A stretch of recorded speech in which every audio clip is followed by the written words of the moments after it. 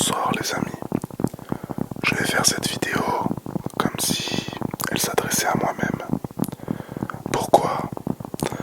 Parce que j'ai besoin d'entendre des conseils que je n'applique pas.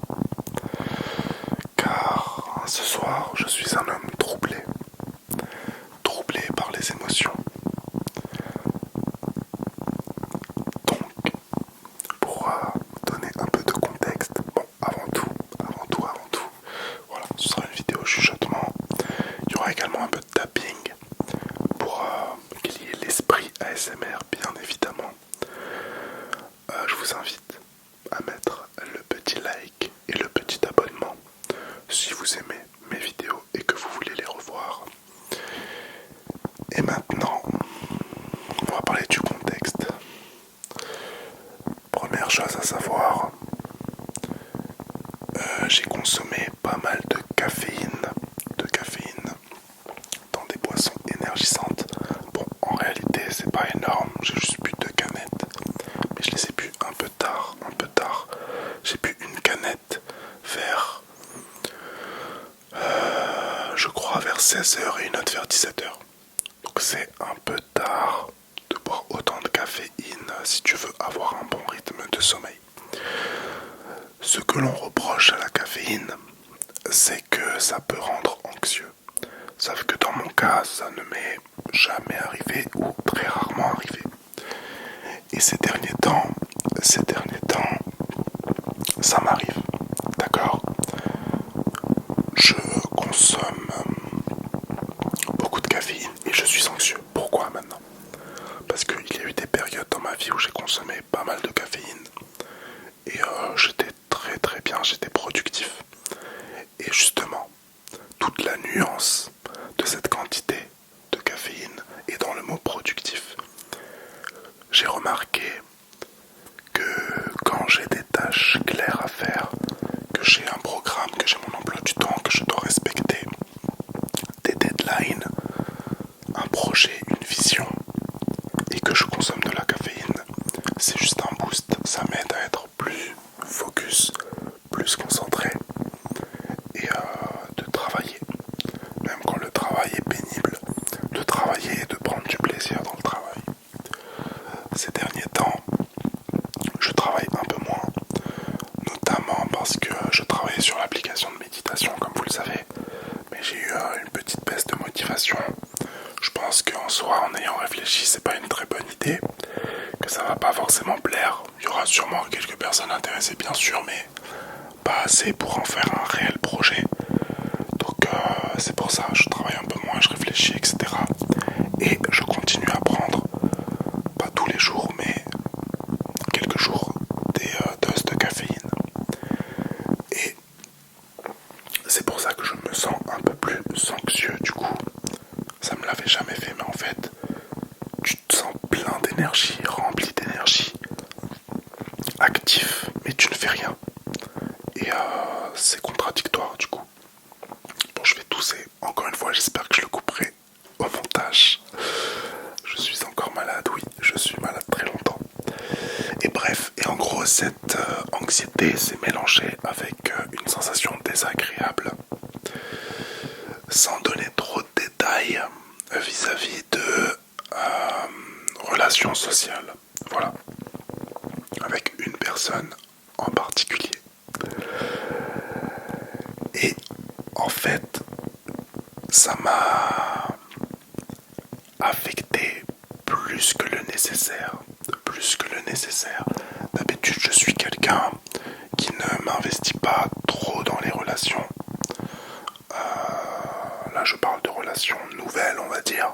Après, avec mes amis de longue date, bien sûr que j'essaie de m'investir à la hauteur de la relation. Donc je suis quelqu'un qui ne m'investit pas trop et qui n'attend pas beaucoup des personnes, qui est assez conscient des risques, on va dire. J'essaie de trouver plein de mots pour ne pas trop divulguer d'informations. Et du coup, on va dire que j'ai été, je sais pas si déçu est le bon terme, je ne pense pense pas que ce soit le bon terme. Je manque de vocabulaire pour donner plus de détails à cette description d'émotion. Je devrais lire un peu plus de poésie, je pense. Mais c'est pour ça que j'aime bien dire je suis un homme troublé. Parce que je le vis vraiment comme ça, je suis assez troublé. Et en fait, du coup, je vais me donner des conseils à moi-même, encore une fois. Donc le premier conseil que je me suis donné, c'est par rapport à la caféine, ne pas prendre de caféine quand les tâches ne sont pas planifiées, le programme de travail n'est pas clair. Ne pas prendre de caféine, ça ne sert à rien. Ou sinon pour le sport, mais du coup juste en prendre une dose nécessaire, juste un petit café avant le sport. Ça suffit, pas besoin de prendre de Red Bull, ok. Et le deuxième conseil, en fait c'est deux conseils qui vont être contradictoires. Le premier conseil c'est de ne pas trop s'attacher et ne pas avoir d'attente, mais c'est ce que j'essaie déjà de faire tout le temps. Et le deuxième conseil, enfin ne pas trop avoir d'attente et ne pas, comment dire, ne pas, je vais faire du tapping le temps que je réfléchisse à ma formulation.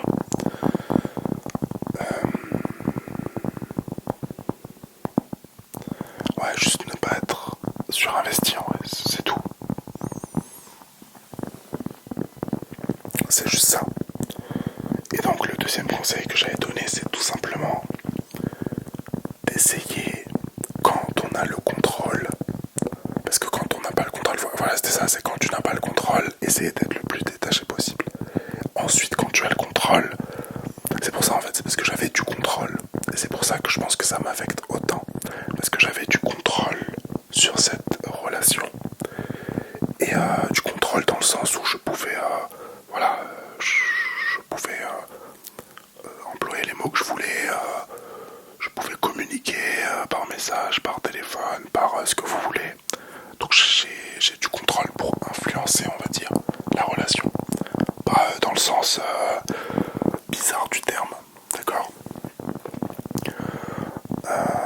Pas dans le sens, voilà, j'ai une emprise sur quelqu'un, pas du tout, pas du tout, pas du tout. Voilà, juste pour mettre les choses au clair.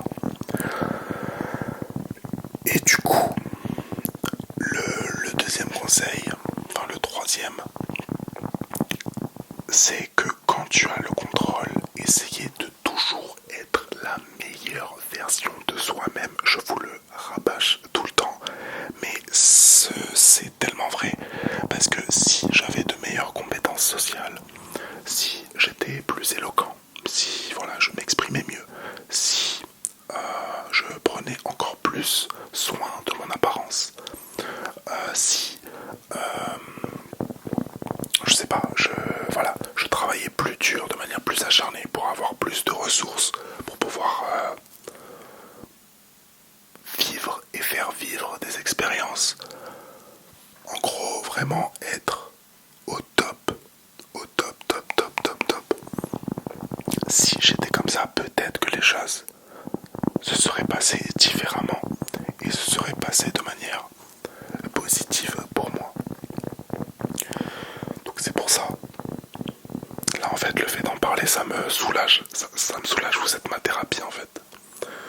Vous pensez que c'est moi qui vous détends, mais non. C'est vous qui êtes en train de me détendre.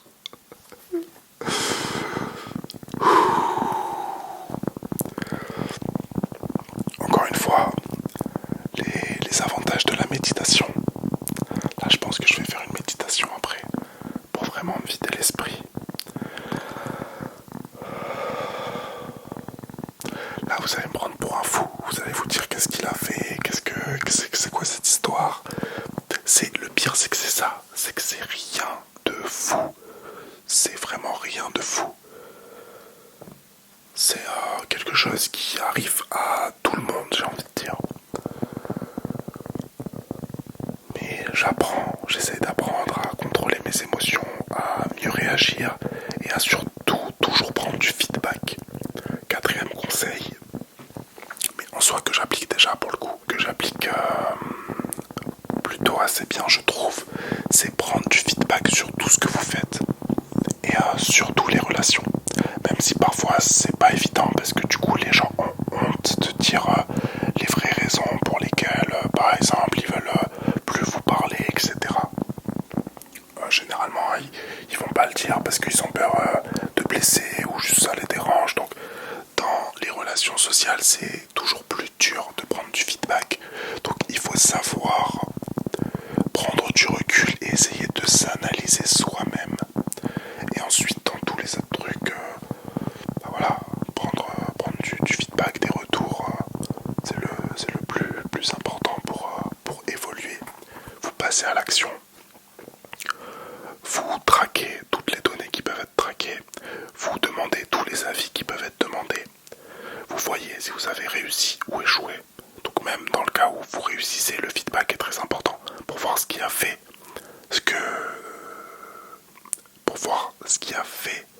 que vous ayez réussi. Donc prendre tout ça et ensuite quand vous allez recommencer, vous allez essayer d'appliquer des modifications.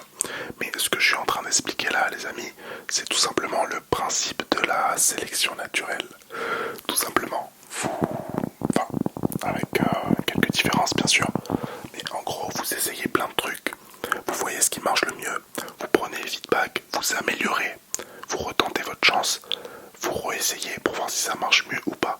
Si ça marche moins bien, vous abandonnez, vous faites d'autres choses. Si ça marche mieux, vous continuez à faire des altérations. Je sais pas si on dit comme ça, mais je pense que oui. Pour voilà, évoluer. Là, je fais vraiment une vidéo comme si j'étais un gourou, alors que vraiment cette vidéo je la fais pour moi-même, parce que c'est moi le con qui n'applique pas mes propres conseils. Voilà. Ça fait combien de temps? Je crois 12 minutes. Je vais faire un peu de tapping et je vais voir si j'ai d'autres choses qui me viennent à l'esprit. Le seul truc qui me vient à l'esprit, c'est que la vie elle est dure. Vous allez dire oui, tu dis que la vie elle est dure, mais regarde, t'as un logement, tu fais des vidéos ASMR, espèce de bouffon, tu dis que la vie est dure. Certes, mais la vie est dure à tous les niveaux. Certes, la vie est sûrement plus dure pour quelqu'un qui n'a pas les moyens d'avoir un logement, qui n'a pas les moyens de manger, qui vit dans un pays en guerre, qui a vécu des choses très difficiles, il faudra couper. Mais également, elle peut aussi être dure pour... c'est pas du tout les mêmes difficultés. Et de toute façon, je considère qu'on essaie de tous aller dans la même direction, c'est-à-dire aller de l'avant. Et du coup, quelle que soit ta position, tu peux toujours aller plus de l'avant. Donc tu auras toujours des souffrances liées au fait de vouloir t'améliorer. Mais oui, en fait on dit souvent que la vie est beaucoup plus dure pour les femmes. Ce qui est bon, je suis pas une femme, mais c'est vrai qu'il y a pas mal de difficultés à être une femme.